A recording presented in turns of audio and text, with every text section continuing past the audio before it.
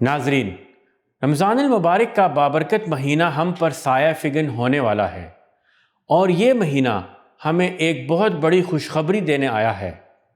ہم میں سے بہت سے لوگ یہ سوچتے ہیں کہ ہم نے اتنے گناہ کر لیے ہیں، اتنی نافرمانیاں کر لی ہیں کہ اب ہماری بخشش کیسے ہوگی۔ شیطان ہمیں مایوس کرتا ہے کہ اب واپسی کا کوئی راستہ نہیں۔ لیکن ٹھہریے، آج میں آپ کے سامنے قرآن کریم سے صرف ایک مثال رکھوں گا جو آپ کو بتائے گی کہ اللہ تعالیٰ توبہ کرنے والوں سے کتنا پیار کرتا ہے۔ یہ مثال ہمارے باپ حضرت آدم علیہ السلام کی ہے۔ جب ان سے بھول ہوئی اور وہ جنت سے زمین پر بھیجے گئے تو وہ بہت پریشان تھے۔ انہیں سمجھ نہیں آ رہا تھا کہ وہ اپنے رب کو کیسے راضی کریں۔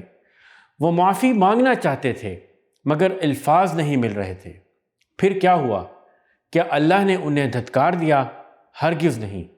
قرآن کریم فرماتا ہے کہ اللہ نے خود ان کی مدد فرمائی۔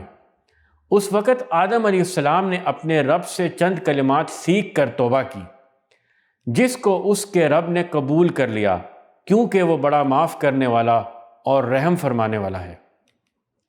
ناظرین، غور کیجئے، اللہ تعالیٰ نے خود آدم علیہ السلام کو معافی مانگنے کا طریقہ سکھایا۔ بالکل اسی طرح یہ رمضان کا مہینہ بھی اللہ تعالیٰ نے ہمیں اس لیے عطا کیا ہے تاکہ وہ ہمیں توبہ کا طریقہ سکھا سکے۔ یہ روزے، یہ تراویح، یہ سحر و افطار، یہ سب وہ بہانے ہیں جو اللہ نے ہمیں دیے ہیں تاکہ ہم اس کی طرف پلٹ آئیں اور وہ ہمیں معاف کر دے۔ قرآن کریم میں اللہ تعالیٰ ان لوگوں کو جو گناہوں کے بوجھ تلے دب چکے ہیں بڑے پیار سے پکارتا ہے۔ اے نبی صلی اللہ علیہ وسلم، کہہ دو کہ اے میرے بندو، جنہوں نے اپنی جانوں پر زیادتی کی ہے، اللہ کی رحمت سے مایوس نہ ہو جاؤ۔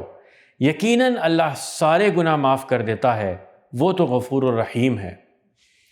رمضان وہ خاص وقت ہے جب اللہ تعالیٰ فرماتا ہے، وہی ہے جو اپنے بندوں سے توبہ قبول کرتا ہے اور برائیوں سے درگزر کرتا ہے۔ تو پھر دیر کس بات کی؟ کیا ہم اب بھی مایوس رہیں گے؟ آئیے اس رمضان میں اپنے رب کی اس پیشکش کو قبول کریں، جیسے آدم علیہ السلام نے اپنے رب کی سکھائی ہوئی بات پر لبیک کہا۔